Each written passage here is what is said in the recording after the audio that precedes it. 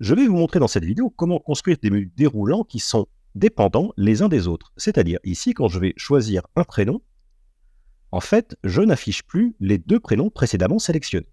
Si par exemple ici, je prends le dernier de la liste, Hugo, que j'ouvre un nouveau menu déroulant, on peut voir que ni les prénoms Clément, Océane et Hugo apparaissent dans ce nouveau menu déroulant. Alors comment est-ce que j'ai conçu ce classeur? Eh bien tout simplement, j'ai créé en fait une colonne avec une seule formule et tous les menus déroulants vont faire référence à cette formule. Si maintenant ici, je sélectionne Chloé, eh bien on peut voir que le prénom Chloé a disparu de la colonne B. C'est pour ça que maintenant, Chloé n'apparaît plus dans le menu déroulant et seuls les 4 prénoms apparaissent. Si maintenant je sélectionne Florent, c'est la même chose. Mais ce qui est intéressant avec cette technique, c'est que si par exemple ici, je veux changer de prénom, en fait, de nouveau, je n'affiche que les 3 premiers prénoms. Donc si je sélectionne Emilien, eh bien maintenant, c'est Océane qui va s'afficher parmi les 3 prénoms possibles qui restent. Alors comment construire la formule?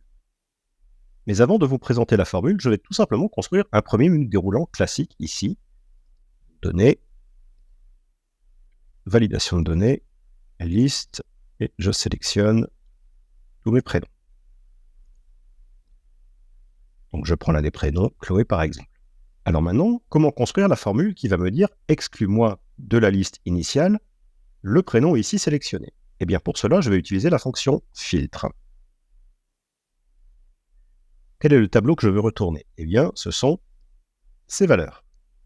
Et quel est le critère de sélection qui va me dire « garde seulement les valeurs différentes de celle-ci » Eh bien, je vais faire la fonction « nombre.si » pour aller dire toutes les valeurs qui sont ici par rapport à celle-ci et dont le résultat est égal à 0. Voilà la formule. Donc en fait ici, il va exclure cette valeur de toute celle-ci. Alors maintenant, comment procéder? Il faut maintenant évidemment que mon menu déroulant ne pointe plus sur une liste de valeurs, mais sur la formule. Donc je vais revenir ici et recréer un nouveau menu déroulant. Donc toujours une liste, et cette fois-ci la source, ça va être uniquement cette formule, et j'ajoute le dièse pour indiquer que je vais prendre toutes les valeurs retournées par la fonction.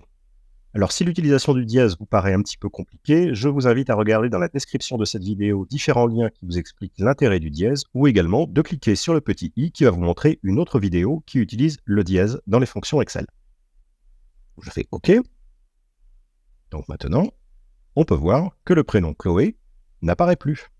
Et si maintenant, ici, je change et je vais faire Clément, maintenant Chloé est bien revenu, mais Clément pas du tout. Alors si maintenant je sélectionne un prénom, que va-t-il se passer? Malheureusement, pas grand-chose, tout simplement parce que ici, dans ma formule initiale, j'avais juste sélectionné E2. En fait, ce qu'il faut que je fasse, c'est sélectionner toute la colonne où je peux potentiellement mettre des prénoms. Et donc de cette façon, comme vous pouvez le voir, maintenant, et le prénom Clément et le prénom Océane n'apparaissent plus dans le résultat de ma formule. Pour les autres cellules, comment je vais faire? Eh bien là, je vais faire un copier un peu particulier, et je vais faire collage spécial, validation. Comme ça, je ne recopie que le menu déroulant. Si maintenant, j'essaye pour Florian, maintenant, ni Clément, ni Océane, ni Florian n'apparaissent. Et ainsi de suite. Ça marche parfaitement. Et ce qu'il ne faut pas oublier de faire, c'est également de remplacer ce menu déroulant. Parce que pour le moment, je prends systématiquement toute la liste. Comme vous pouvez le voir, c'est pas bon. Donc là aussi, je vais recopier ce menu déroulant et le coller. Voilà, je n'affiche plus que les 3 derniers prénoms restant dans ma liste.